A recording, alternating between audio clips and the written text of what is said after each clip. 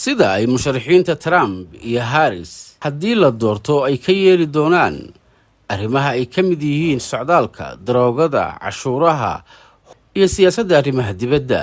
Codbixiyaasha Mareykanka ayaa doorashadan socota ku caddayn doona cidda ay doonayaan inay madaxu noqoto, iyagoo kala dooranaya xisbiga dimuqraadiga ah oo ay ka sharaxan tahay Kamala Harris iyo Donald Trump oo ka sharaxan xisbiga jamhuuriga. Warbixintan waxaan idinku soo gudbinayaa waxa ay kala aaminsan yihiin Kamala iyo Trump iyo sida siyaasadahoodu ay u kala duwan yihiin.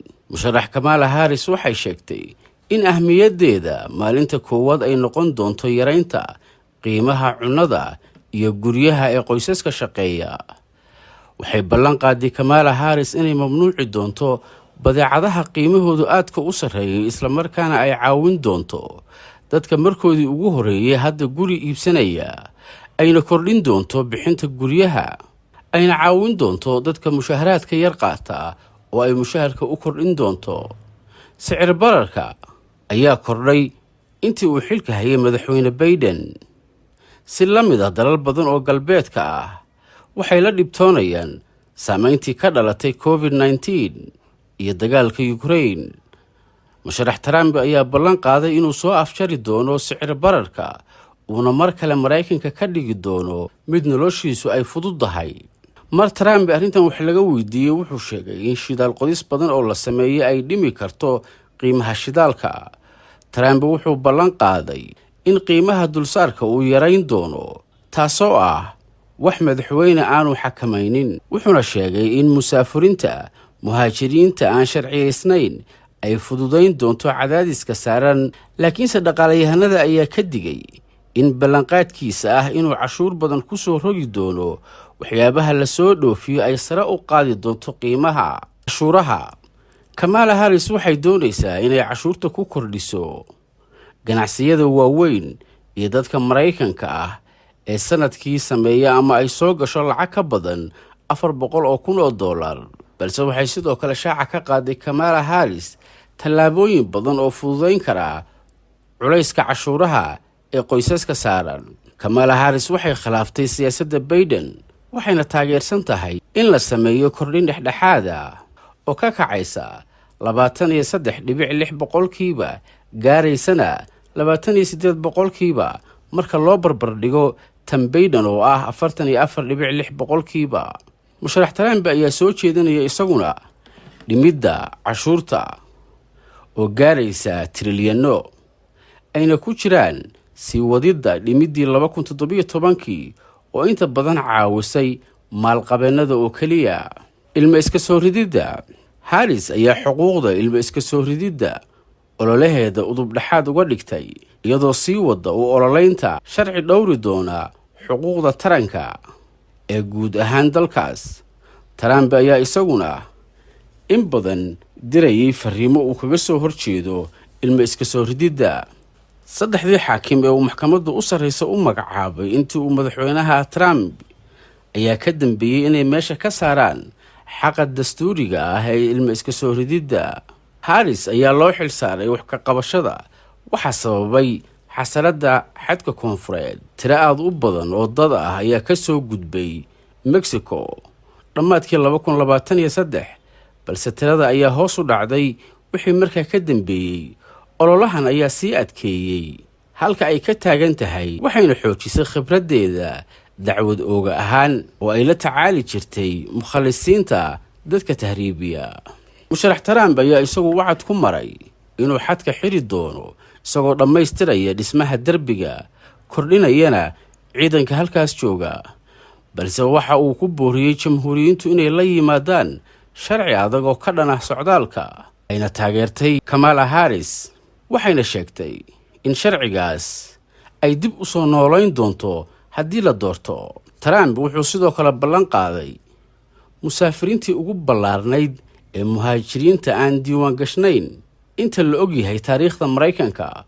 Khubarada ayaana sheegay in arrintaasi ay wajihi karto loolan dhanka sharciga. Siyaasadda arrimaha dibadda, musharax Kamala Harris waxay wacad ku martay inay taageeri doonto Ukraine intay doonto ha ku qaadatee, waxay sheegtay haddii la doorto inay hubin doonto in Maraykanku uu Shiinaha kaga guulaysto tartanka qarnigan. waxay muddo dheer u ololeynaysay xal laba dal oo u dhexeeya Israa'iil iyo Falastiiniyiinta, waxayna ku baaqday soo afjaridda dagaalka Gaza. dhinaca kale, Trump ayaa leh siyaasadda arrimaha dibadda oo go'doon ah, wuxuuna doonayaa in Maraykanku uu ka fogaado gebi ahaanba isku dhacyada meelaha kale ee dunida. wuxuu sheegay inuu soo afjari doono dagaalka Ukraine muddo 24 saacadood gudahooda, isagoo u maraya wadaxaajoodyo lala galo Ruushka, taas oo ah tallaabo ay dimuqraadiyiintu ku sheegeen inay awood siin doonto madaxweyne Vladimir Putin, madaxweynaha Ruushka. Trump ayaa caddeeyay inuu taageero u yahay Israa'iil, balse wax badan kama uusan oran sida uu soo afjari doono dagaalka Gaza. ganacsiga, musharax Kamala Harris waxay cambaaraysay siyaasadda aan waxba reebin ee Trump ee cashuur dheeri ah loogu soo rogayo waxyaabaha la soo dhoofiyo, iyadoo ugu yeertay cashuur qaran oo loogu talagalay in lagu dhibo qoysaska shaqeeya, taasoo qoys walba sanadkii ugu kici karta $4,000. waxaase laga filayaa hanaankaas ka duwan oo lagu cashuurayo waxyaabaha la soo dhoofiyo, iyadoo la joogteynayo cashuuraha maamulka Biden.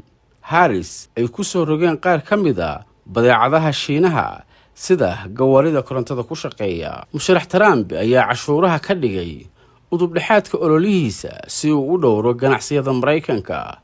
wuxuu soo jeediyey cashuur 10 ilaa 20% ah oo lagu soo rogayo inta badan badeecadaha dibadda laga keeno, iyo in cashuur aad u tiro badan lagu soo rogo badeecadaha Shiinaha ka yimaada. wuxuu sidoo kale ballan qaaday inuu shirkadaha Maraykanka ku qancin doono inay joogaan Maraykanka oo ay badeecooyin badan soo saaraan iyadoo laga qaadayo cashuur yar. daroogada marijuana, Harris ayaa ku baaqday inaan dembi laga dhigin daroogada marijuana. waxay sheegtay in dad badan xabsiyada la geeyey sababo la xiriira in lagu arkay daroogadan.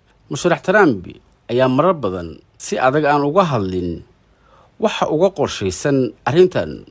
wuxuu sheegay inay tahay waqtigii la soo afjari lahaa xilxilidda aan loo baahnayn ee dadka waaweyn ee lagu arko xaddi yar oo marijuana ah oo ay naftooda u isticmaalayeen.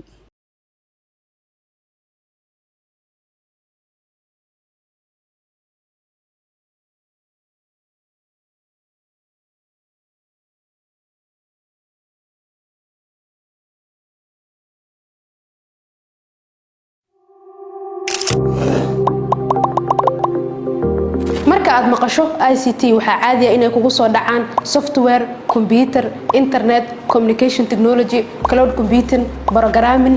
dadka qaarna waxay ICT-da u haystaan inay tahay IT. ICT waxa laga soo gaabiyay Information and Communication Technology oo af Soomaali ahaan ku noqonayso tiknoolajiyada macluumaadka iyo isgaarsiinta. ICT waa mid kamid ah waxyaabaha ugu muhiimsan nolosheena maanta. waxay horumarisaa ama naga caawisaa sidaan u shaqeyno, sidaan ula xiriirno dadka kale, sidoo kale waxay fududeysaa isgaarsiinta, madadaalada iyo helitaanka xog muhiim ah. waxay sidoo kale dadka ka caawisaa qaybaha kala duwan ee nolosha sida caafimaadka, waxbarashada, ganacsiga iyo maamulka.